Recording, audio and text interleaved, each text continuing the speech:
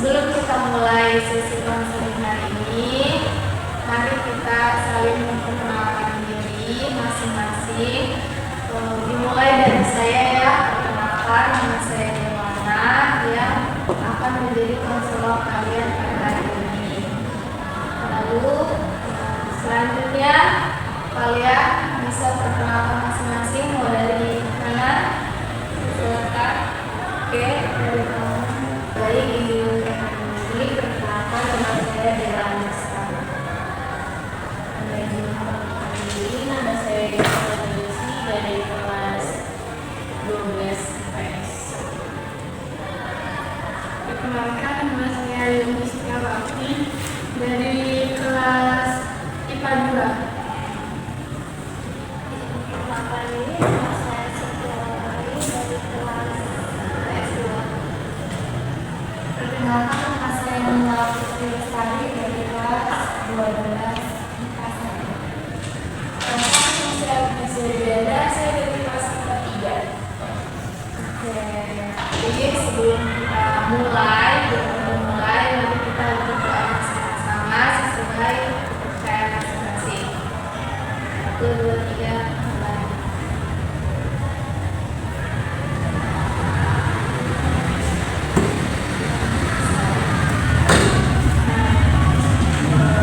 Kita sekarang sedang konseling kelompok ya. Tapi kalian tahu nggak sih konseling kelompok itu apa? Belum. Nah, jadi konseling kelompok adalah proses bantuan profesional yang dilakukan oleh konselor atau guru BK kepada sekelompok individu yang memiliki masalah atau kebutuhan yang serupa. Nah, tujuannya dilakukan konseling ini adalah untuk membantu individu dalam mengatasi masalah supaya masalahnya ini selesai.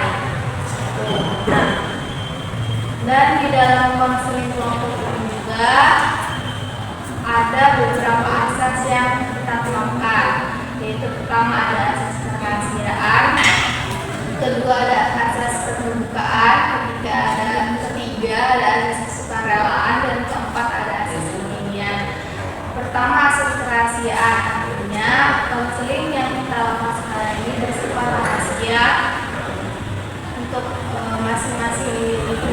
Jadi yang tahu konseling hari ini hanya kita saja, tidak boleh disebarluaskan. Lalu yang kedua, keterbukaan, artinya saya sangat berharap kalian di sini terbuka dalam menceritakan masalah-masalah kalian supaya tidak terjadi miskomunikasi di antara kita semua. Terus yang ketiga ada asas kesukarelaan, artinya kalian datang ke sini atas kemauan diri sendiri, tidak dipaksa oleh siapapun. Dan yang keempat asas kekinian, artinya masalah yang terjadi pada kalian itu yang sedang terjadi sekarang dan belum selesai atau belum ditemukan solusinya. Seperti itu. Dalam sesi konseling ini kita dibatasi oleh waktu, kira-kira berapa waktu nih?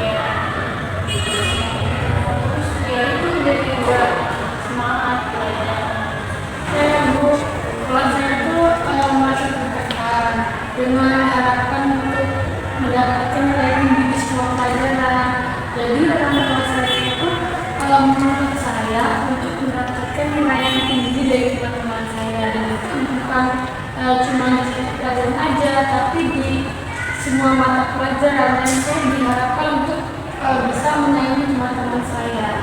Nah itu saya juga kayak gitu, berarti hampir semua murid kayak gitu malah ya. Iya. Iya. Jadi ini hampir bermasalah ya pada real gitu ya. Kalau mau urusan ini Oke. Lalu selain itu siapa ini? Oke, Laura. Saya kan merasa dari ada stres ketika belajar pelajaran yang padat, terutama lagi di sisi lain saya juga ikut ekstrakurikuler, jadi kayak tambahan itu antara jadwal sama kegiatan sekolah. Oh itu, oke. Itu yang menyebabkan kamu stres ya. Terus selanjutnya siapa? saya itu merasa stres karena ada masalah sosial dengan teman-teman, aku merasa terasingkan gitu. Perasaan aslinya seperti apa? Saya susah ini berinteraksi sama teman-teman. Gitu. Jadi kamu selalu kayak kamu sendiri gitu Iya, ya. benar. Oke. Selanjutnya Permasalahan yang sedang saya hadapi yaitu saya itu stres karena sulit mengatur waktu antara belajar dan bersantai. jadi seringnya belajar atau bersantai? Bersantai. Sama kita juga. Terima kasih ya. Tapi sebelum makasih juga kalian udah mau terbuka nih dengan masalah-masalah kalian.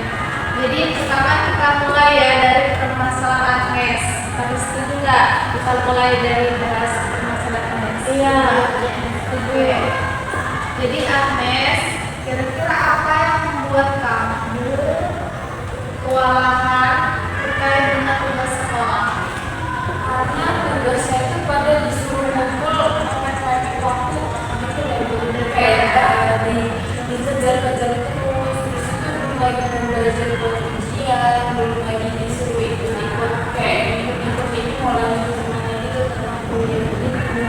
Jadi kayak otaknya itu jadi pikiran itu kayak apa sih semuanya harus barengan capek gitu. Jadi karena itu saya kadang males berangkat sekolah untuk menghindarin apa yang bakal terjadi di sekolah. Tapi sebelumnya kamu udah mencoba untuk membuat rencana. Kadang saya sudah mencoba, tapi saya tidak tahu. Tidak tahu maksudnya mulainya itu mau gimana-gimananya. Oh gitu. Jadi coba kita sekarang bisa gunain teknik to-do list. Jadi di antara kalian udah ada yang tahu belum terkait dengan teknik to-do list? Di antara kalian udah ada yang pernah gunain teknik to-do list belum? Aku pernah, Udah pernah. cuman nggak pernah itu karena males. Jadi nggak konsisten gitu ya. Nah, tapi itu hal yang wajar kok, apa. Jadi sekarang kita coba membuat tulis ya. Coba tulis 3 tugas yang prioritas kalian untuk yang diselesaikan minggu ini.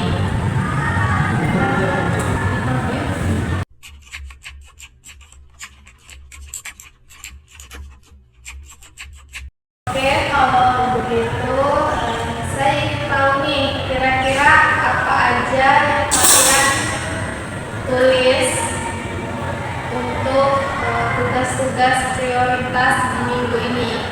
Bisa dimulai dari Yoni mungkin? Iya, jadi tugas-tugas saya itu menulis tugas matematika, terus saya juga tuh kesehatan, ujian biologi dan aktivitas sejarah. Oke, tugas yang akan kamu lakukan di minggu ini ya. Untuk kalau Laura, Kalau saya di laporan praktikum dan tugas bahasa Inggris.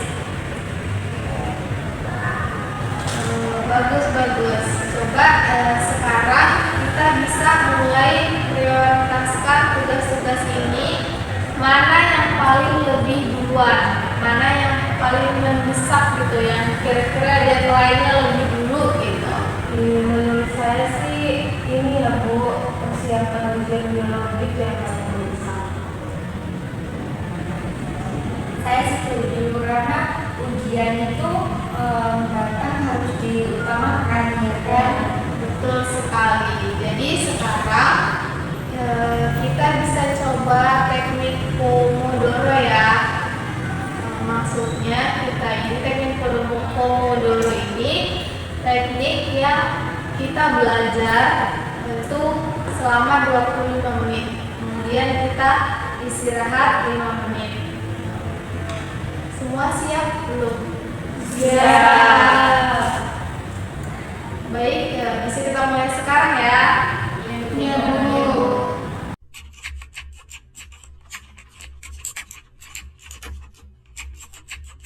Sekarang waktunya istirahat. Gimana perasaan kalian setelah belajar tadi? Saya merasa lebih fokus dan berhasil menyelesaikan sebagian tugas-tugas yang ada sih. Aku juga bisa menyelesaikan beberapa pertanyaan. Oke, bagus. Jadi kita istirahat sejenak dan minum air, bisa ya Ibu. Lalu setelah itu kita akan membahas bagaimana cara mengelola emosi ya. Ini bagaimana dengan harapan dari orang tua yang sebelumnya kamu sebutkan tadi. Jadi saya itu bertekan Bu, karena mereka tuh selalu mengharapkan saya agar mendapat nilai itu yang tinggi di semua mata pelajaran itu. Itu membuat saya sangat tertekan sekali. Sehingga saya kayak udah harus gimana lagi kayak gitu. Sebenarnya itu kan wajar ya, maksudnya dari orang tua gitu. Pasti orang tua juga mempunyai ekspektasi ke kita gitu. Sebenarnya itu awalnya dari sebelum itu kita terlalu mementingkan soal atau kita kemampuan anaknya itu segimana, ada maunya gimana, Ini berarti kayak di antara kalian orang tua ini ada miskomunikasi ya. Jadi kita bisa mulai mencoba tentang teknik komunikasi terbuka nih. Coba untuk menjelaskan perasaan kalian ini dengan jujur ke orang tua gitu. Jadi komunikasi di antara kalian orang tua itu sama-sama terjalin dengan baik gitu. Jadi orang tua maunya orang tua apa, kalian bisa memahami, dan orang tua juga bisa memahami perasaan kalian. Jadi coba kita sekarang belajar dulu ya tentang teknik komunikasi terbuka.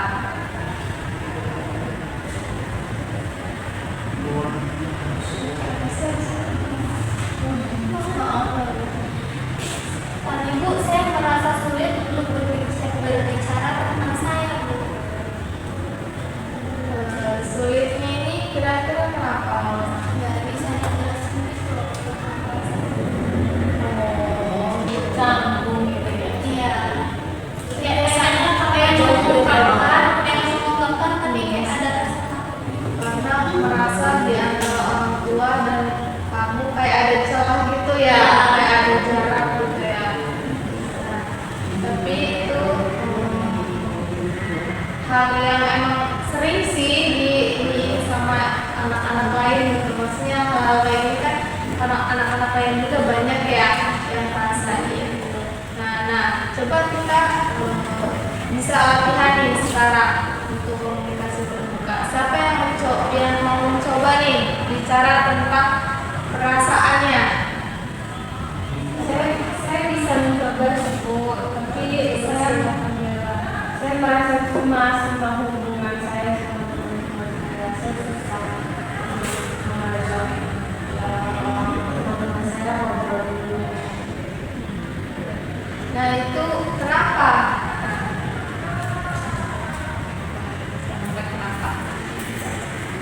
Jadi apa nih alasan kamu kayak susah gitu? Susah. Saya tuh kadang ini dulu merasa tidak diterima, itu membuat saya stres. Saya takut untuk tidak bisa bergaul sama mereka. Jadi hal tersebut, perasaan-perasaan itu sebenarnya penting ya untuk kamu ungkapin ke baik ke teman-teman kamu, kayak kamu menjelasin biar kayak nggak ada miskomunikasi juga.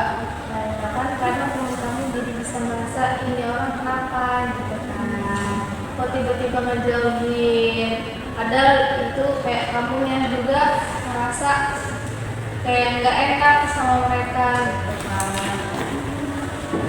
Jadi sekarang coba kita diskusiin ya, bagaimana kita bisa mendekati teman-teman untuk kayak interaksi bersama teman-teman. Coba dari Nila. Saya merasa lebih baik jika saya lebih bicara tentang perasaan saya dulu. Jadi kalau saya mengungkapkan perasaan yang saya sedang rasakan saat ini, saya tuh merasa lebih lega gitu. Nah, itu kan oke, itu langkah yang bagus sih dari Nila ya. Dia udah mulai coba berani untuk terbuka tentang perasaannya. Sekarang yang lain ini nggak ada cara-cara lain nggak untuk mengelola stres? Saya suka menggambar, terus itu menari atau mencari kesibukan lainnya untuk membuat perasaan saya lebih baik itu sih. Bagus tuh bisa kayak refreshing lah ya, me time ya, me time menggambar gitu. Kalau yang lain, Kalau aku cara ngilangin stres itu lebih ke masak gitu, bikin kue atau apa gitu. bagus ya, dan itu positif gitu, bagus ya. Jadi cara-cara dari Agnes, dari Desna ini bisa kita terapin atau jadi inspirasi ke kita semua ya, karena ini kan cara sebenarnya kayak hal-hal sederhana nih, tapi bisa untuk menghilangkan stres. Gak harus yang kayak mahal-mahal, gak harus yang iya kan, ini hal-hal kecil yang mungkin kadang kita abaikan gitu. Soalnya temenku ada namanya Jaki, dia kalau stres suka bikin tangan gitu. Dia ada stres banget. Bukan psikolog ya. Nah, itu kan nah ini kan untuk yang hal-hal sederhana ini bisa untuk cara pencegahan depresi ya, jangan sampai kita jadi kayak ikut seret-seret tangan gitu. Gue sih mencoba berbicara dengan rasanya walaupun saya takut ya mereka nggak mengerti dengan saya. Nah itu bisa dicoba ya, biar kayak sama-sama komunikasinya berjalan dengan bagus. Iya Bu. Kalau saya stres suka makan baik itu Kayaknya kamu cemburu gitu. Kira-kira kan waktu udah mau habis nih untuk sesi ini. Boleh nggak kita akhirin sesi ini dengan melatih teknik pernapasan? Karena yang juga refleksi kan cukup apa ya, kuat itu cukup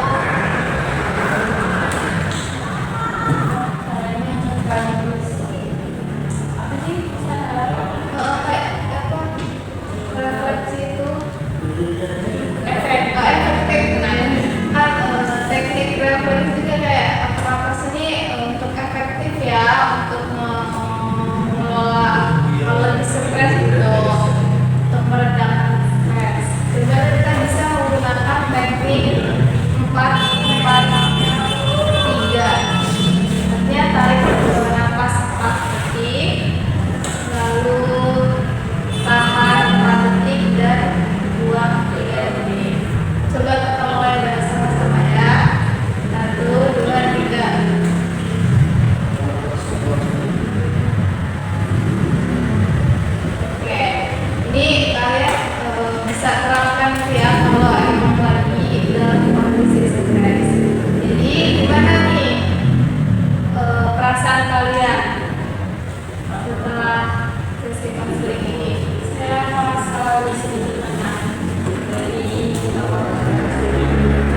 buat saya fokus juga sih.